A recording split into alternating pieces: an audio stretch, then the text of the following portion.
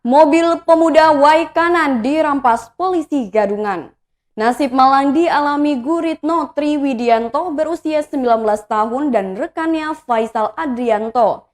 Kedua warga desa Bumi Jaya, Kecamatan Negara Batin, Waikanan, Lampung, menjadi korban pencurian dengan kekerasan yang dilakukan oleh polisi Gadungan. Perampasan tersebut dialami korban saat sedang nongkrong di lapangan Saburai, Kecamatan Enggal, Bandar Lampung pada Sabtu 9 Oktober 2021. Sekira pukul 23 waktu Indonesia Barat. Saat itu korban tiba-tiba dihampiri oleh 4 orang yang mengendarai 2 sepeda motor. Tanpa basa-basi, korban dan temannya disuruh masuk mobil miliknya. Di dalam mobil Toyota Yaris yang masih baru itu, keduanya ditodong dengan menggunakan senjata mirip senjata api atau pistol. Lalu para pelaku mengikat tangan korban dan matanya dilakban. Setelah itu pelaku sempat menelpon orang tua korban menggunakan ponsel milik Guritno.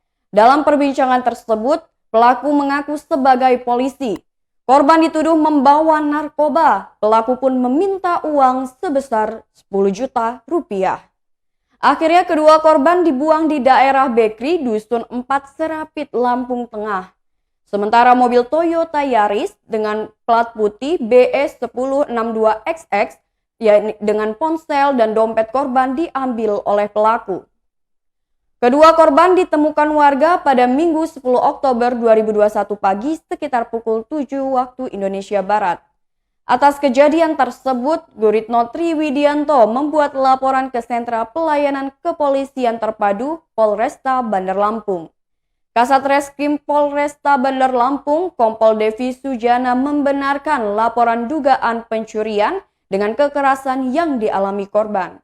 Menurutnya, saat ini jajaran telah melakukan olah TKP di sejumlah tempat yang ditunjuk oleh korban.